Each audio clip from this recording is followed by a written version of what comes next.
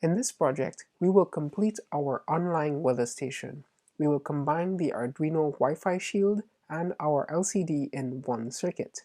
Using the Weather Underground API, we will retrieve weather information online and then display this information on our LCD screen.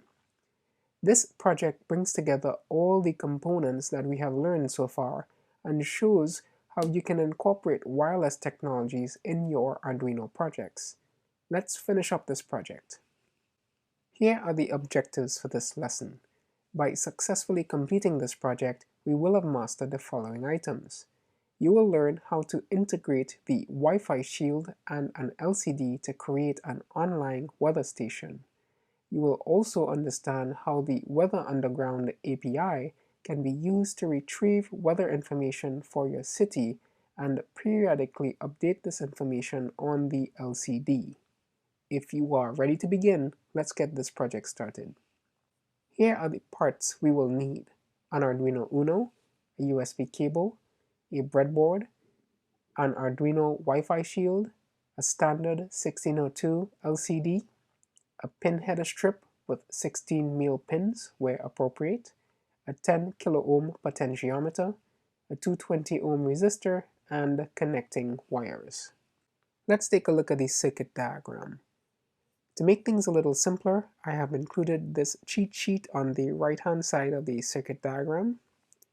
So from our pin 1 on our LCD, we go to ground, the ground rail on the breadboard. Pin 2 is connected to the 5-volt rail.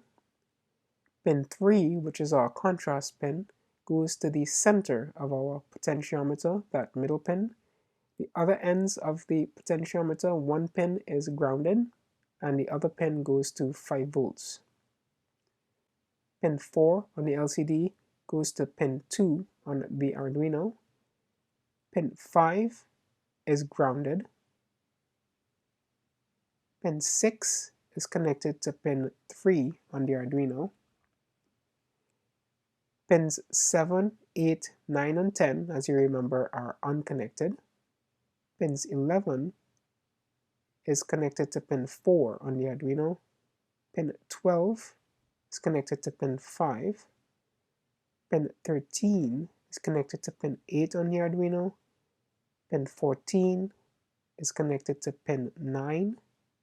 And pin 15 is connected via a 220 ohm resistor to 5 volts. Finally, pin 16 on the LCD is grounded. Don't forget, we have to connect the ground pin on the Arduino to the ground rail on the breadboard, and the 5-volt pin on the Arduino is connected to the 5-volt rail on the breadboard. That completes our wiring. Let us complete the wiring for our online weather station. So initially, I'll connect. Remember, we have our Wi-Fi shield that's connected to our Arduino, so don't forget that.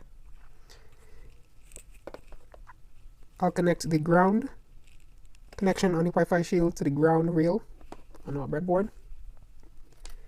Then I'll do the 5 volts to 5-volt rail on the breadboard. Okay, so first, pin 1 is connected to ground. Our pin 2 goes to 5 volts.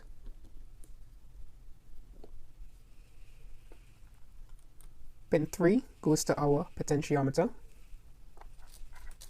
So I'll connect the potentiometer here on our circuit.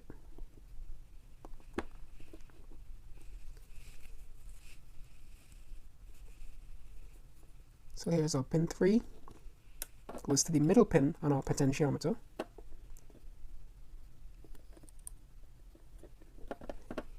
The other ends of our potentiometer, one pin goes to ground.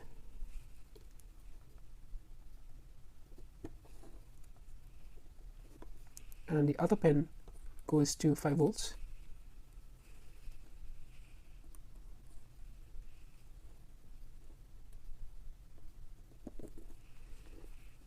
Next up, pin 4 goes to pin 2 on your Arduino.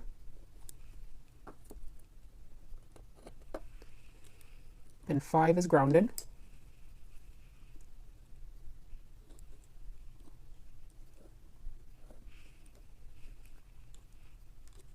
Pin 6 goes to pin 3 on the Arduino.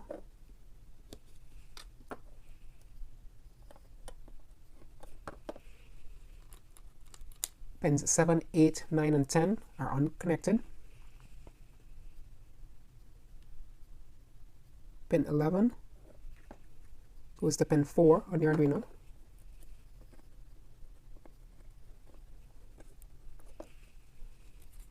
Pin 12 goes to pin 5.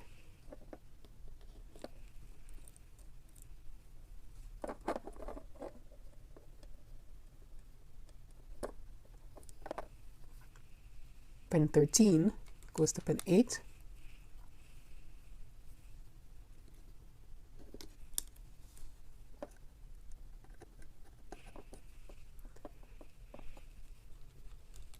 Pin 14 goes to pin 9.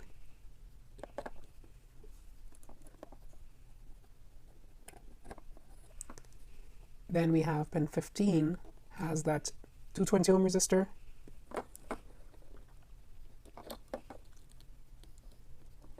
Alright, so I'll connect that.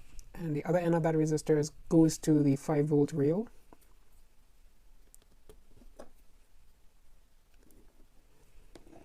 And finally, pin 16 is grounded.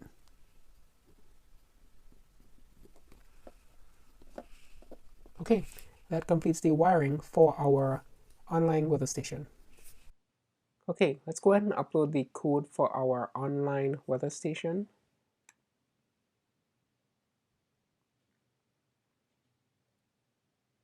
All right, so while that's uploading, I will open up the serial monitor.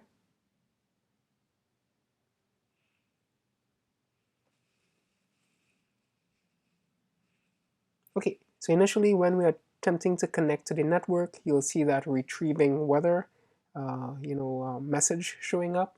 So that's gonna just stay on there while we connect to our network and retrieve the information. So we'll wait a bit. Remember, we have that 10-second delay in there. So now we have connected to the network, and pretty shortly we should be attempting to retrieve the information from Weather Underground.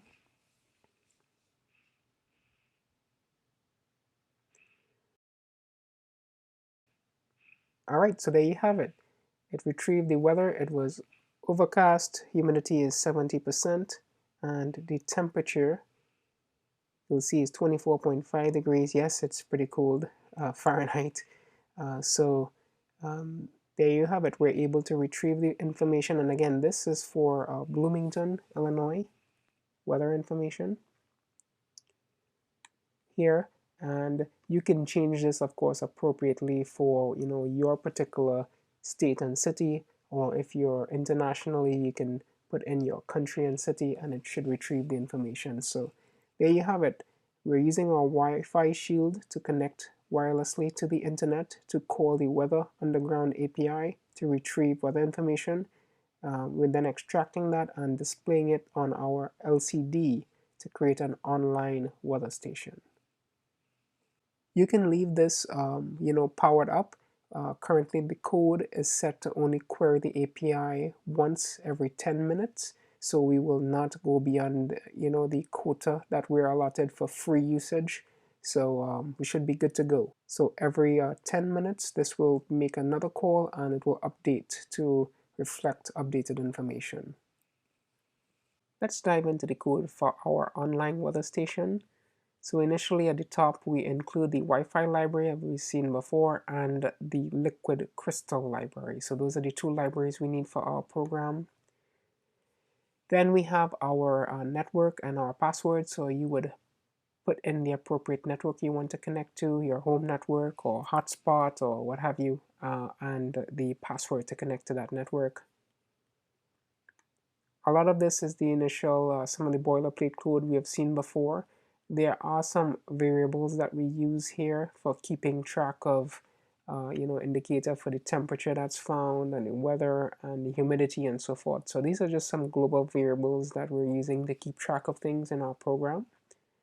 And here we have some arrays around the weather string, and humidity that allows us to store that information that we retrieve from the weather service.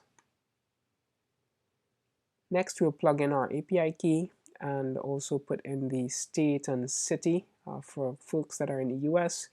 Otherwise, for international folks, you would put in the name of your country or city. Remember, if you're international, you have to comment out these lines of code and uncomment these, or vice versa.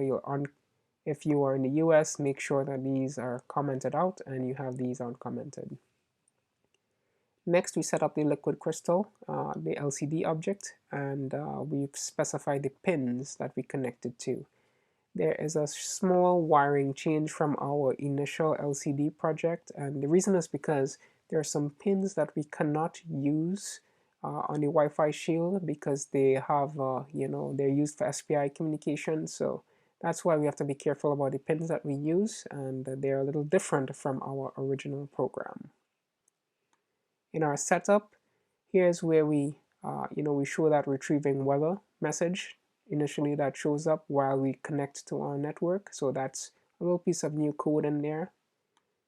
What follows is the same code to connect to our network. We've seen this before. And essentially in our loop function, once we have connected to the network, we begin reading in the response that came back to us, and there is a convenience function that allows us to, I'll go down here, which is check data. And essentially what we're doing is once that information is retrieved to us, we are looking for certain strings in our response.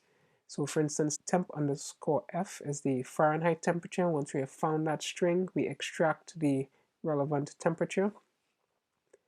Weather as well, once that's retrieved, we extract that weather information and relative humidity. So we're just searching through the response that comes back, and we are trying to extract the pertinent information that we need to display the weather. There are other ways that we could do this. There's a JSON library, that a third-party library that can parse JSON that's included. You can find for Arduino, I should say. This could be used to actually ingest that entire JSON string, and there's indexing on it.